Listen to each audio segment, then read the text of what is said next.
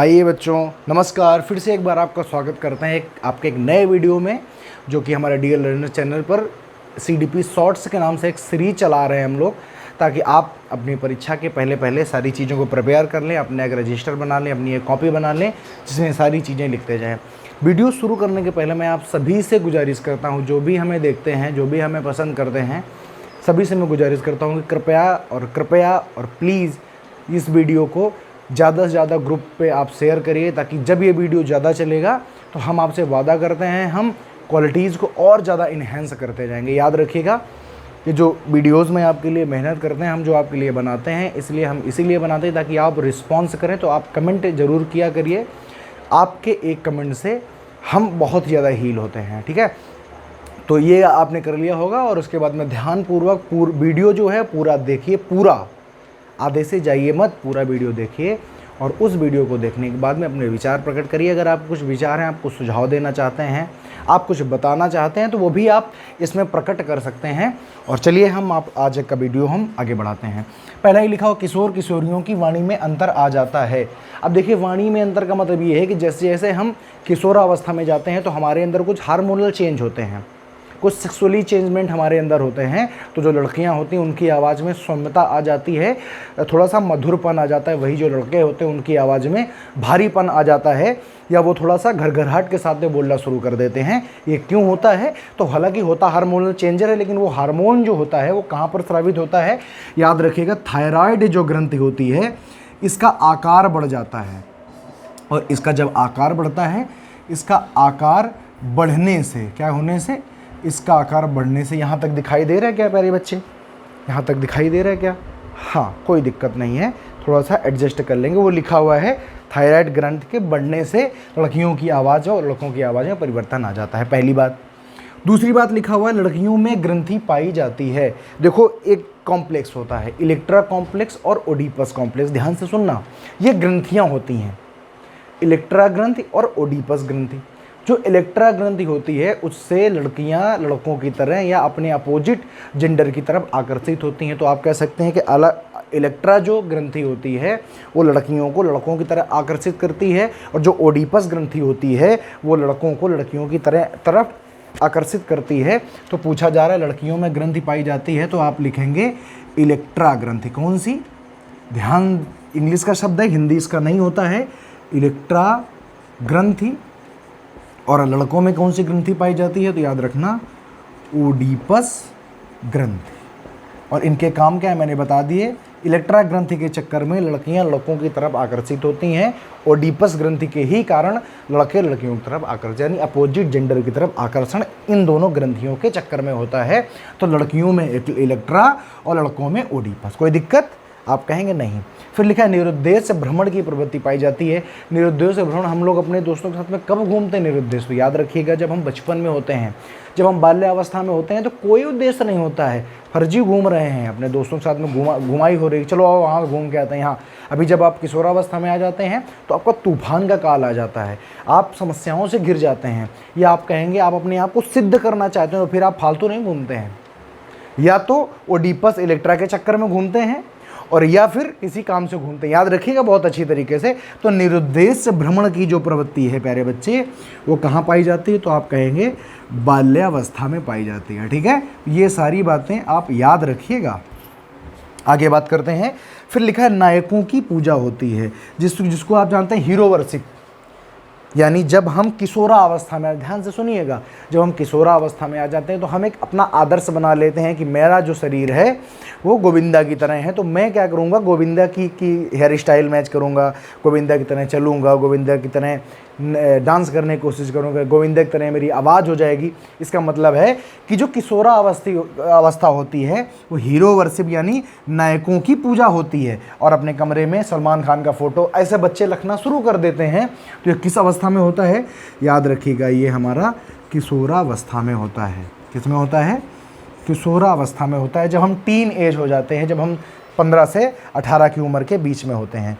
फिर लिखा हुआ है, अब देखिए मैंने आपको भी बताया था, शैशवा अवस्था में पूर्ण मस्तिष्क का विकास कितना प्रतिशत हो जाता है। याद रखिएगा प्यारे बच्चे, कोई भी व्यक्ति, कोई भी बच्चा अपने शैशव अवस्था में जितना सीख लेता है उतना वो पूरी ज़िंदगी नहीं सीख पाता है, यानी उसी से फिर जीवन में काम चलाता रहता है। तो कितना विकसित हो जाता है, तो याद रखना है 90%। कितना? 90% विकसित हो जाता है किसी भी व्यक्ति का मस्तिष्क। कहाँ पर?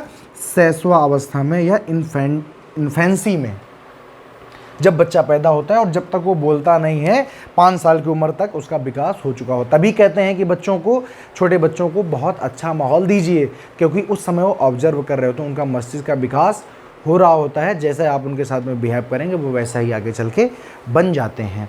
फिर लिखा हुआ किस अवस्था में व्यवहार मूल प्रवृत्ति, देखो अभी अभी मैंने बताया था, ये देखो लिखा है मूल प्रवृत्ति। मैंने कहा था मूल प्रवृत्ति क्या होती है हमारी भाई, ह्यूमन क्या है, तो आप कहेंगे सर जी ह्यूमन एक सोशल एनिमल है, यानी एनिमल तो है लेकिन कैसा है, सोशल है। अब अगर सोशल एनिमल है तो एनिमल तो है, तो बच्चा पैदा होते तुरंत तो सोशल हो नहीं जाएगा, यानी एनिमल बचा। अब एनिमल की प्रवृत्ति होती है मूल प्रवृत्ति, यानी भूख लगी तो खाना चाहिए, कहाँ से लाना वो अलग की बात है। अगर किसी ने मारा उसको मारा, मतलब जानवरों वाली प्रवृत्ति कि हमें अपना बस पेट भरना है, हमको अपना अपना, समझ गए कि नहीं समझ गए। तो बच्चा जो होता है उस शैशवा अवस्था में, कब, तो आप कहेंगे प्यारे बच्चे शैशवावस्था में, जानता हूँ उधर दिख नहीं रहा होगा, तो जो शैशवा अवस्था होता है उसमें बच्चा मूल प्रवृत्ति में होता है, यानी अगर उसको भूख लगेगी तो रोएगा, ये नहीं देखेगा प्रधानमंत्री मीटिंग में है कि घर में है कि बाहर है, कहाँ है, कोई मतलब नहीं है, बस में है, ट्रेन में है, जहाज में, कुछ नहीं, उसको अगर भूख लगी तो रोएगा। पशु भी ऐसा ही करते हैं, अगर उनको भूख लगी तो बोलना शुरू कर देते हैं, उनको चाहिए चारा, अब आप कहाँ से लाएंगे, आपकी टेंशन है। तो इनको कहते हैं मूल प्रवृत्ति, मतलब जानवरों वाली जो प्रवृत्ति होती है। फिर लिखा शैशव अवस्था को सीखने का आदर्श काल किसने कहा है, शैशव अवस्था को सीखने का आदर्श काल कहा है वैलेंटाइन सिरोल ने। किसने? वैलेंटाइन, पूरा नाम है वैलेंटाइन सिरोल, ये एक मनोवैज्ञानिक है। इन्होंने कहा है कि जो शैशव अवस्था है वो सीखने का आदर्श काल है। मैंने देखो यहाँ पर इसको अंडरलाइन भी किया है, क्वेश्चन मार्क बंद भी किया है दोनों ब्रैकेट में, याद रखिएगा। ये क्या होता है, सीखने का ये आदर्श काल होता है। इसीलिए कहते हैं कि बच्चे को इस उम्र में बहुत ही हल्के हाथों रखिए, बहुत ही अच्छा माहौल दीजिए। किशोरा अवस्था को शैशवा अवस्था की पुनरावृत्ति किसने कहा है, तो याद रखिएगा हमारे रॉस महोदय हैं। कौन है, तो हमारे जो रॉस महोदय हैं उन्होंने कहा है कि जो किशोरावस्था होती है ना वो शैशवावस्था की पुनरावृत्ति होती है। शैशवावस्था में भी व्यक्ति, बच्चा जिद्दी होता है, उसको दूध चाहिए तो चाहिए, भूख आई तो चाहिए। ऐसे किशोरावस्था में भी हो जाता है, अगर उसको कोई चीज़ चाहिए तो वो फिर जिद करेगा, क्रोध दिखाएगा, सारी चीज़ें करके अपनी बात मनवाने की पूरी कोशिश करता है किशोरावस्था में। लिखा विद्रोह की भावना संबंधित, मैंने कहा था कि किशोरावस्था को विद्रोह का काल, तूफान का काल, समस्यात्मक काल सब कहते हैं। तो विद्रोह कब होता है, तो याद रखिएगा विद्रोह का काल जो होता है वो होता है प्यारे बच्चे किशोरावस्था। कहाँ होता है, क्योंकि इस समय, अच्छा विद्रोह क्यों होता है, क्योंकि इस समय व्यक्ति उनको जिम्मेदारी नहीं देते हैं और वो सोचते हैं कि हम बड़े हो गए हैं, समझ रहे हो, और हमको अपने आप को साबित जरूर करना है कहीं ना कहीं, किसी न किसी रूप में। तो विद्रोह की भावना में आ जाता है। वो कहता है कि हम बाहर घर से घूमने जाएंगे, हम ये करेंगे, आप कहेंगे नहीं अभी तुम छोटे हो, पहले पढ़ाई करो, मत करो, लेकिन वो कहें करेंगे। तो यहाँ पर फिर विद्रोह की भावना का विकास हो जाता है। फिर देखो लिखा है किशोर को निर्णय लेने का कोई अनुभव नहीं होता है। ये किसने कहा है, किशोर को निर्णय लेने का कोई अनुभव नहीं होता है, ये याद रखिएगा, ये हमारे स्किनर साहब ने कहा है। स्किनर साहब कहते हैं कि जो किशोर होता है ना उसको अनुभव, सीधी बात है भैया, आप किशोर हैं, आप अभी अभी जवान हुए हैं, आपने तो दुनिया ही नहीं देखी है, तो आपको निर्णय लेने का अनुभव कैसे आ जाएगा, आपको सही गलत तो ज़्यादा पता नहीं है ना। तो इसलिए ये स्किनर ने कहा है कि किशोर को, याद रखिएगा ये सारे के सारे बहुत ही ज़्यादा इंपॉर्टेंट चीज़ें हैं, ठीक है। ऐसा बाल्यावस्था को, अगला है बाल्यावस्था को मिथ्या परिपक्वता का काल किसने कहा है, तो याद रखिएगा रास महोदय ने कहा है। किसने, रॉस महोदय ने कहा है कि जो बाल्यावस्था है ना, ये देखो याद रखना, बाल्यावस्था जो है वो मिथ्या परिपक्वता काल है। मतलब जब बाल्यावस्था में कोई भी बच्चा होता है ना तो वो अपने आप को बहुत समझदार समझता है, बहुत ज़्यादा उसको ये लगता है कि हम बड़े हो गए हैं, समझ रहे हो ना। तो बाल्यावस्था का है किसने, तो रॉस ने कहा है। फिर सांवेगिक विकास किस अवस्था में सबसे तीव्र होता है, मतलब संवेगों का विकास। तो याद रखिएगा मैंने अभी अभी कहा है जो शैशवावस्था होती है ना वो विकास की सबसे तीव्र अवस्था होती है। याद रखिएगा शैशवावस्था, कौन सी, शैशव अवस्था जो होती है उसमें विकास सबसे तीव्र होता है। तो विकास कैसा, हर प्रकार का विकास तीव्र होगा, चाहे वो सामयिक विकास हो, चाहे वो शारीरिक विकास हो, तो आदि आदि चीज़ें याद रखिएगा। तो यहाँ पर मैंने आपको बताया कि किशोरा, ये जो मैंने सारी चीज़ें आपको बताई हैं, मोस्ट इंपॉर्टेंट प्रश्न है, स्क्रीनशॉट करेंगे। ये नीचे वाला नहीं दिख रहा होगा तो ये लिखा है शैशवावस्था, और ये लिखा है थायराइड का आकार बढ़ने से जो आवाज़ आती है, वाणी होती है, उनमें अंतर आ जाता है, थायराइड ग्लैंड बढ़ जाती है और फिर अपना हार्मोनल चेंजेस काम करते हैं। लड़कियों की आवाज़ पतली महीन हो जाती है, लड़कों की भारी हो जाती है, इतनी सी बात है। बताओ यहाँ तक सबको समझ आया? और इनको हमेशा याद रखना है आपको, तो इनका स्क्रीनशॉट कर लें।